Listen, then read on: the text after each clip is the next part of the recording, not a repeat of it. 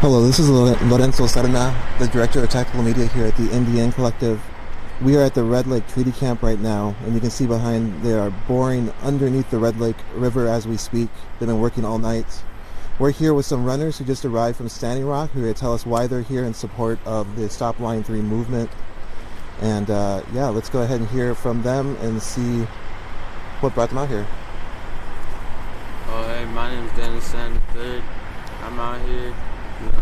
Well, I'm originally from both of the runs before, the ones to Omaha and the ones to DC. I just want to try bringing people together like how we did before. And, yeah, that's it. Well, I'm Silas Edwards. I'm here with running. Try to stop line 3 for support. And you can see behind us, and we don't really like that. We like water. We really do like water. I don't like my water messed up. And it's kind of bad for your house and Mother Nature. Because life needs water. Everything needs water. And came from Cheyenne River.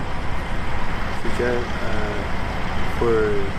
to at least distract the industry, to let them know we're doing something for Mother Nature. So I got to. Hi, my name is Isabel Knife. I am enrolled at the Hangtuan Nation. I ran here to protect the way of life, protect water. Water is the sources for all things, all creations, and to stand with our sister nation that this is enough, and that we're here to help them and support them. So.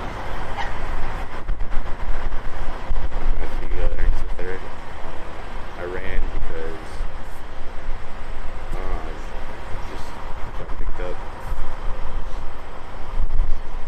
For me, it's like more like a therapy getaway from everything that's been going through.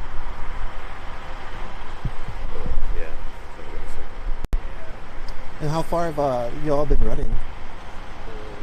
We're from Mobridge. Mobridge here is 390 miles.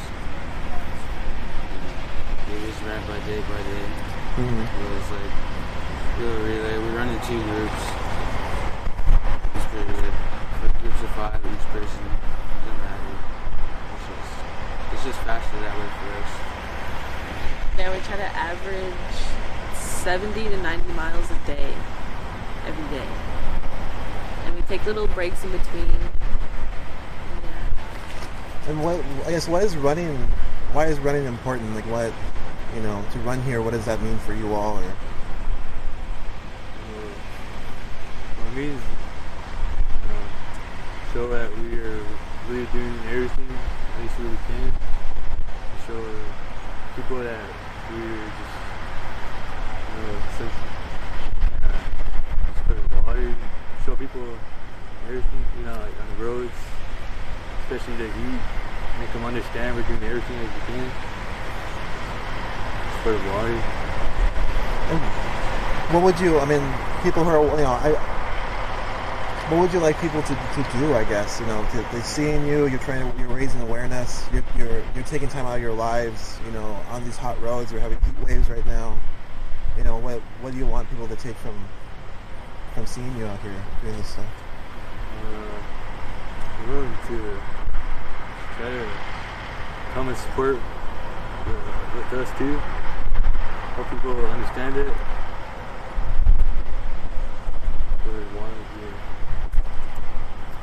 That we're willing to put our health and our lives, to stop what's going on here. And we're in a time of healing and trying to just stop this pipeline. That we're willing to dedicate our lives, our health, our well-being, spiritually, emotionally, physically, everything. So. And were you all at Standing Rock at all, or was that?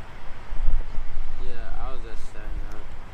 And what is that like to go from that pipeline fight, which brought so many people together, and now we're here at this other pipeline fight? Like, is there similarities? Is there anything you're seeing that feels the same or not the same?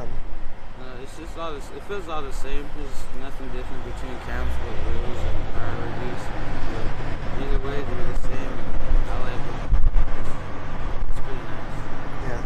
what is the, when you say like the camp feels the same, like what does the camp feel like? Like what is that? It's like the energy and vibes here are pretty cool. You get to talk to each other, and some people are communicate.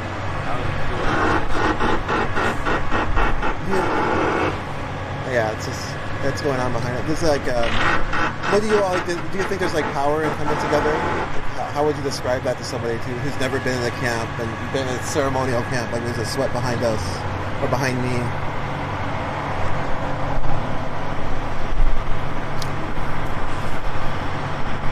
But like, this camp is a sacred place. This water is sacred. You know, Uchimaka is sacred altogether. And that, you know, going into ceremonies here is such a big thing. And it's a powerful thing. You know, the ceremonies, you know, you're calling on your ancestors. You know, you're praying with your ancestors, praying that this stops, that this pipeline stops, and that they recognize what they're doing to our way of life. It gives us life. Well, I know that you're all going somewhere else today, right? You're not done running. This is just one of the camps. Like where is your trajectory, or where are you going next? We're going to the White Earth Camp. All the information I got is we're going to White Earth Camp. We went to several of the camps too on the way. We're not done yet. This is only the first camp we've been to. Tonight we'll be at the second camp tonight. And yeah, our goal is to make it to the end all the way, which is, the next camp is 70 miles away. So we hope we can make it there by sundown. So Well, is there any last words you wanted to say? Like, let you all, I guess, start running. Hope everyone that's be watching this will understand what we're doing. I hope you come and support. Thank you if you do. And how can folks follow you all, I guess, on your run? Is there any social media feeds or anything like that?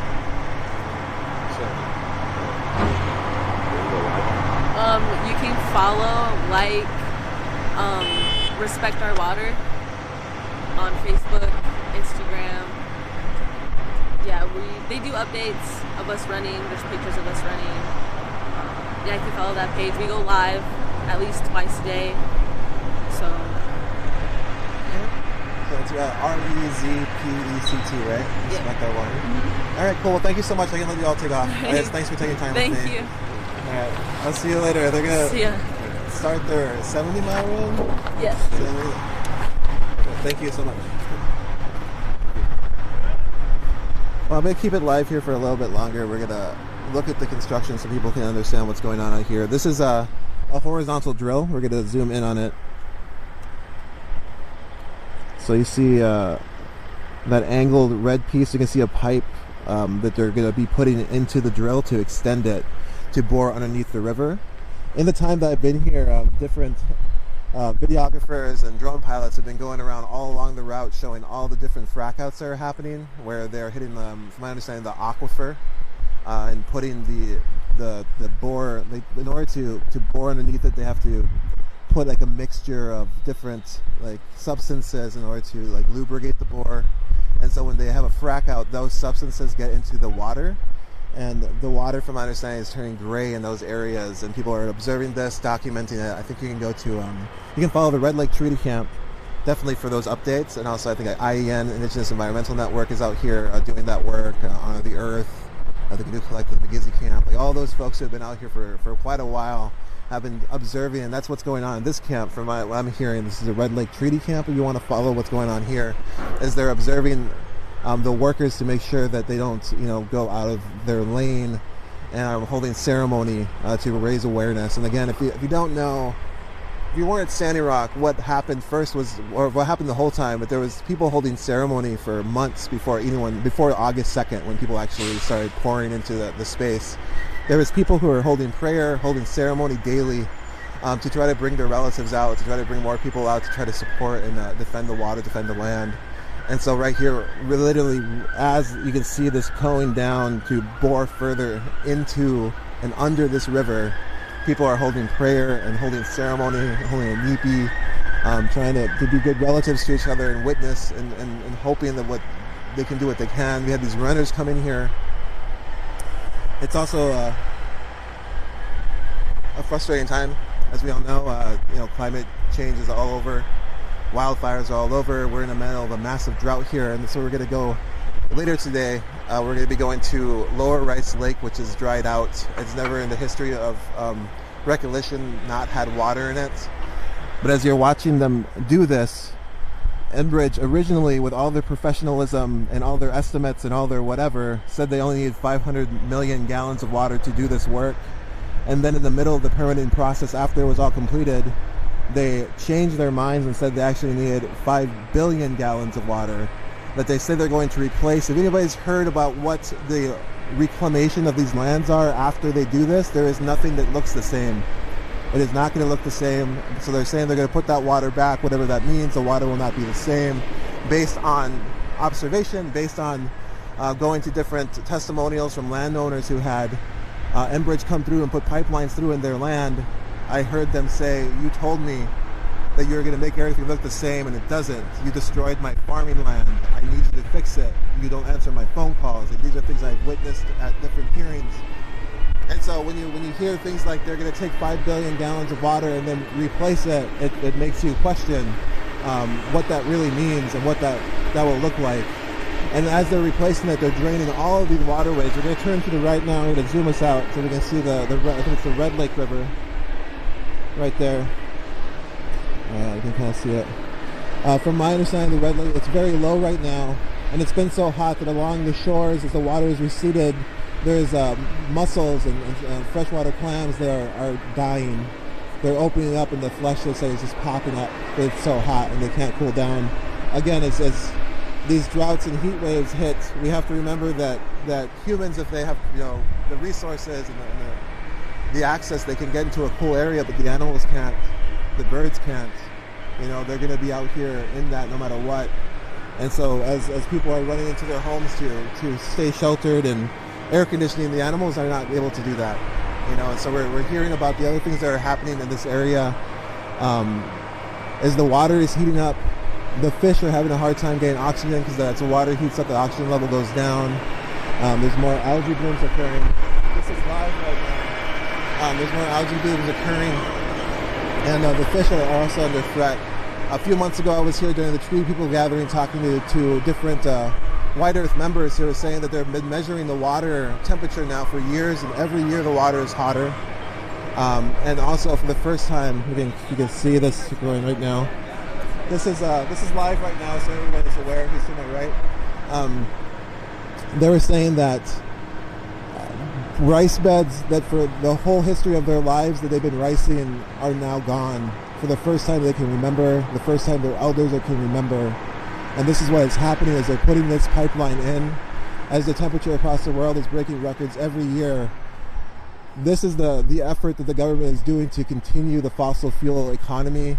Over here to the right you have sheriffs who are just, let's see if we can see them. You can see them underneath there. They're currently being paid by the state, but then the state or being paid by the county, but then the county gets reimbursed by Enbridge. So all these people are technically under Enbridge's pay to just sit here and make sure that nobody interferes or whatever they're doing to monitor. If we actually look to the right here, we can see some more of them. We're going to zoom out. And let's see if we can get over there. So you have some more. Those people are just basically getting paid by Enbridge. They're in uniform. They're in their vehicles, and they're going to get reimbursed for whatever they have for every hour they're here from Enbridge, from a fund that's been created for them to do that. So there's invoicing that. That's a definite change from Standing Rock. Again, I was there as well, and there they had hired private mercenaries to patrol all these places, and after that occurred, there was an outcry. And those sheriffs came here and trained the people here of how they're going to police and use their tactics against any sort of uprising or any sort of protest movement or any sort of defense movement for the water. And that's the money they're spending. That's the money, that's the means they're having. They're not Right now in this area, there's a murderer on the loose. This is where they have their police forces. You know, this is where they're going to put their resources. As allegedly crime is out of control, this is where the sheriffs are going to be. They're going to be protecting a pipeline that's going underneath a river that could destroy the water. A story I share a lot, and I'm not going to stay live much longer. Before Standing Rock, I spoke with an elder from the Santee Sioux tribe, and he said the biggest thing that everyone's gonna deal with is a water issue. And if you have a water issue now, you don't deal with it, you're gonna have a water issue in the future. And he said right now they're talking about Flint not having water, it's poisoned water. And he had said, on my reservation for 20 years, people have been drinking water out of bottles. There's no fresh water. There's children who have been born drinking water out of a bottle. They can't drink water out of a tap. And that is their history and their knowledge. And those things are warnings for the future. Those are the things that we have to not allow to happen to the rest of the world, the rest of the people. And right now people are doing what they can against immense forces. This is a $1 billion corporation in collusion with the state forces that are funded by the public. These police are buying AR-15s, they're buying armor. And right now what you're seeing is people in prayer, people in ceremony. Yesterday, the day before, people were holding a sun ceremony, and the police broke them apart, arrested somebody who was in the middle, so couldn't finish their ceremony. But these are the things that indigenous people are doing to try to defend the water for their future generations, but also for everyone, because this is everyone's water. Where do you think it comes from? Anyways, I just wanted to bring you here quick, speak a little bit to the runners who ran here from Standing Rock to raise awareness, and they're off running as well right now. We're bringing prayers, bringing thoughts, bringing each other together.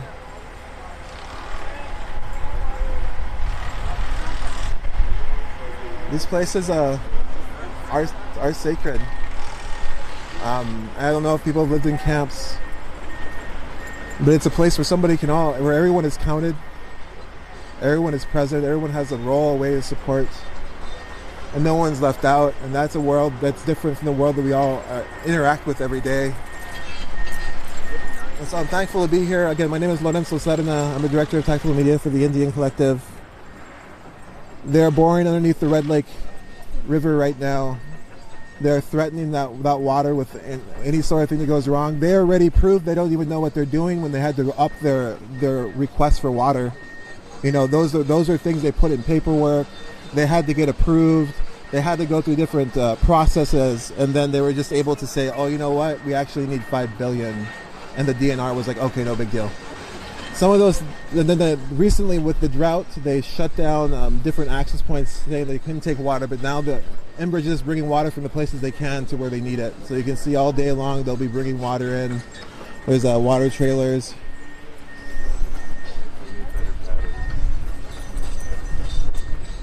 Anyways, thank you again for being here. You can keep following the Indian Collective, but also make sure to follow the Red Lake Treaty Camp, who will be here on the ground, witnessing and updating on what's going on daily. They're doing updates daily.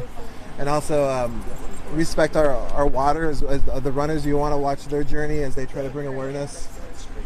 Definitely check that out. Follow them. And then just look up north here. Hashtag Stop Line 3, hashtag No Line 3. There's a lot of information. There's a lot of really clear media of what's happening. I mean, this is not a mystery. It's only a mystery if no one's paying attention. And so hopefully if you have the time to share this feed or share the information, please do. Send it directly to people.